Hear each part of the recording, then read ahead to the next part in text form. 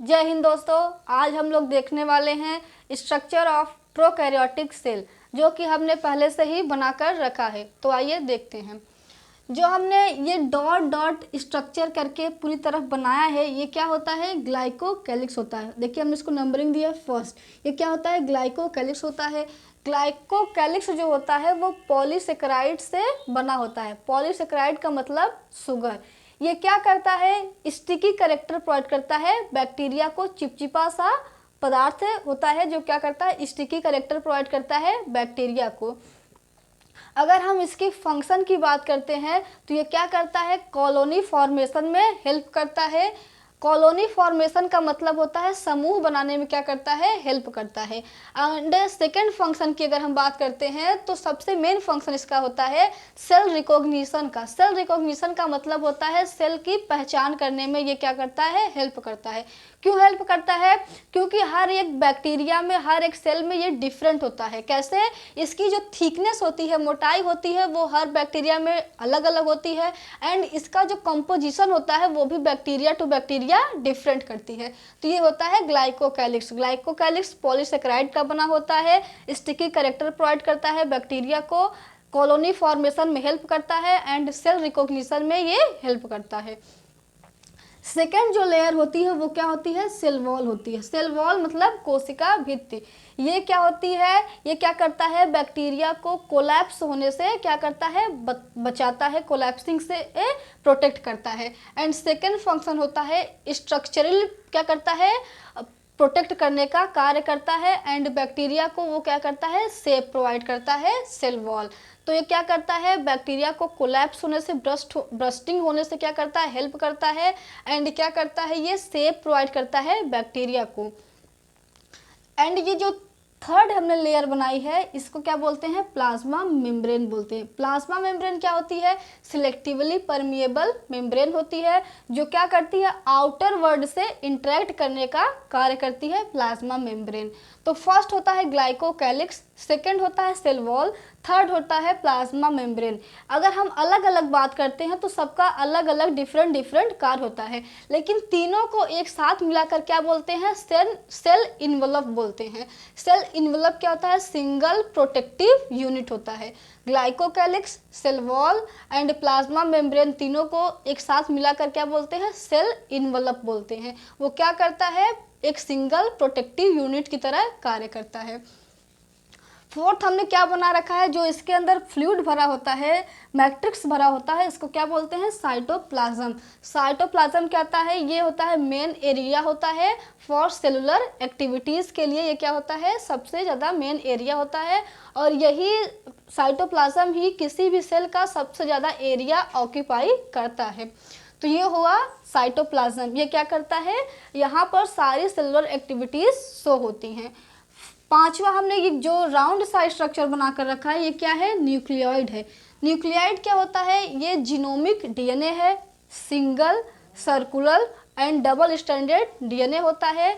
और ये क्या होता है? जीनोमिक डीएनए होता है। ये इसेंशियल होता है ऑल प्रोकैरियोट्स, मतलब हर एक प्रोकैरियोट्स में ये क्या होता है? आवश्यक होता है। तो ये क्या होता है? सिंगल होता है, डबल स्टैंडर्ड, सर्कुलर डीएनए होता है, जो क्या होता है? इसेंशियल होता है ऑल प्रोकैरियोट्स में। और ये क्या होता है? जीनोमिक डीएनए होता है। अगर हम ये सिक्स्थ बात करते हैं जो हमने बना रखा है सिक्स्थ, इसको क्या बोलते हैं? प्लाज्मिड बोलते हैं। क्या बोलते हैं? प्लाज्मिड। प्लाज्मिड देखिए, पी से क्या होता है? प्लाज्मिड। पी से होता है प्रोकैरियोट्स। मतलब प्लाज्मिड केवल व केवल किसमें मिलेगा? प्रोकैरियोट्स में मिलने वाला स्ट्रक्चर है। प्लाज्मिड क्या होता है? एक्स्ट्रा क्रोमोसोमल मटेरियल होता है, मतलब किसी किसी प्रोकैरियोट्स में केवल पाया जाता है। ये क्या होता है? एक्स्ट्रा क्रोमोसोमल मटेरियल होता है। ये क्या होता है? Single, circular, double standard DNA होता है। ये हेल्प कर, हम इसके विषय में अधिक जानकारी किस में लेंगे? बायोटेक में लेंगे। ये क्या करता है? ये सेल्फ रिप्लिकेट होने की क्या होती है? इसके अंदर कैपेबिलिटी होती है सेल्फ रिप्लिकेट करने के लिए। इसलिए क्या करता है? डीएनए ट्रांसफॉर्मिंग में हेल्प करता है। फॉरेन डीएनए के ट्रांसफॉर्मिंग में ये हेल्प करता है। क्यों? क्योंकि इसमें सेल्फ रेप्लिकेटिंग की क्या होती है? कैपेबिलिटी होती है। एंड अगर हम सेकेंड बात करते हैं तो ये क्या होता है? पॉलीराइबोसोम होता है। पॉली का मतलब होता है बहुत सारे, राइबोसोम का मतलब होता है राइबोसोम। देखिए, several ribosome on a single strand of mRNA। जो स्ट्रैंड बना रखा है ये क्या है, mRNA है। और ये देखिए लार्जर सब यूनिट है राइबोसोम की, और ये क्या है, स्मॉलर सब यूनिट है राइबोसोम की। तो mRNA के स्ट्रैंड पे बहुत सारे क्या होते हैं, राइबोसोम होते हैं, इसलिए इसको क्या बोला जाता है, पॉलीराइबोसोम बोला जाता है। ये क्या करता है कार्य, प्रोटीन मतलब बनाने में ये हेल्प करता है। इस प्रक्रिया को क्या बोलते हैं, ट्रांसलेशन बोलते हैं। तो एक सिंगल स्ट्रैंड mRNA पर क्या होते हैं, ये राइबोसोम की क्या होती है, लार्जर सब यूनिट और स्मॉलर सब यूनिट होती है, जो क्या करती है, ट्रांसलेशन का कार्य करती है, प्रोटीन निर्माण में कार्य करती है। 8 हमने बना रखा है। ये देखिए जो स्ट्रक्चर है, ये जो प्लाज्मा मेम्ब्रेन है इधर आकर कैसे बन गई है, इसको क्या बोलते हैं, फिम्ब्री बोलते हैं। फिम्ब्री क्या होती है, वो हेल्प करती है किसी मतलब कि होस्ट से अटैचमेंट में, क्या करती है, हेल्प करती है फिम्ब्री। अगर कोई बैक्टीरिया किसी होस्ट पर क्या करता है, अटैक करता है, तो उसके सेल के साथ जुड़ने के लिए ये क्या करती है, फिम्ब्री हेल्प करती है। या किसी सबस्ट्रेन हो गया, रॉक हो गया, उससे जुड़ने के लिए क्या करती है, फिम्ब्री हेल्प करती है। तो 8 स्ट्रक्चर क्या है, फिम्ब्री। फिम्ब्री क्या करती है, होस्ट में होस्ट से अटैच होने के लिए ये क्या करती है, हेल्प करती है। 9th जो स्ट्रक्चर है वो क्या है, पिली। ये क्या करता है, डीएनए ट्रांसफर में क्या करता है, हेल्प करता है। अगर कोई इसका डीएनए है तो उसमें से ट्रांसफरिंग का जो कार्य करता है वो क्या करता है, पिली करता है। अगर हम लोग 10th स्ट्रक्चर की बात करते हैं, जो हमने ये बना रखा है, ये इतने सारे स्ट्रक्चर राउंड राउंड से, ये क्या होते हैं, इंक्लूजन बॉडीज होते हैं। इंक्लूजन बॉडीज का क्या कार्य होता है, ये मतलब फूड को रिजर्व करने का कार्य करता है। जो एक्स्ट्रा फूड होते हैं उसको क्या करता है, स्टोर करने का कार्य करता है ये इंक्लूजन बॉडी। 3rd हम लोगों ने क्या बना रखा है, ये देखिए स्ट्रक्चर, फ्लैजिला। फ्लैजिला क्या करता है, मूवमेंट में क्या करता है, हेल्प करता है, बैक्टीरिया के मूवमेंट में हेल्प करता है। और जो ये प्रोकैरियोट का फ्लैजिला होता है वो क्या करता है, 360 डिग्री क्या कर सकता है, मूवमेंट कर सकता है। लेकिन जो यूकैरियोट का फ्लैजिला होता है वो केवल 180 डिग्री पर ही मूवमेंट कर सकता है। फ्लैजिला के 3 पार्ट होते हैं। पहला होता है बॉडी, दूसरा होता है हुक, तीसरा होता है फिलामेंट। तो फ्लैजिला के 3 पार्ट होते हैं। फर्स्ट होता है बॉडी, सेकेंड होता है हुक, थर्ड होता है फिलामेंट। अगर हम यूकैरियोट फ्लैजिला की बात करते हैं तो उसके 2 ही स्ट्रक्चर होते हैं। फर्स्ट होता है बेसल बॉडी, सेकेंड होता है फिलामेंट। तो प्रोकैरियोट का फ्लैजिला क्या करता है, 360 डिग्री रोटेट कर सकता है, मूवमेंट कर सकता है। और इसके 3 पार्ट होते हैं, बॉडी, हुक एंड फिलामेंट। तो ये हुआ फ्लैजिला। अगर हम बात करते हैं ये इस स्ट्रक्चर की, जो प्लाज्मा मेम्ब्रेन की इनफोल्डिंग है, इसको क्या बोलते हैं, मीजोसोम बोलते हैं। प्लाज्मा मेम्ब्रेन की जो इनफोल्डिंग होती है इसको क्या बोलते हैं, मीजोसोम बोलते हैं। ये क्या करता है, ये प्लाज्मा मेम्ब्रेन की एरिया को क्या कर देता है, बढ़ा देता है, इंक्रीज करता है एरिया को।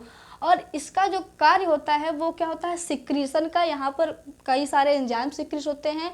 और मेन जो इसका कार्य होता है वो होता है एरोबिक रिस्पायरेशन का, मतलब कि ऑक्सीकरण श्वसन का इसकी क्या होती है, सबसे मेन कार्य होता है।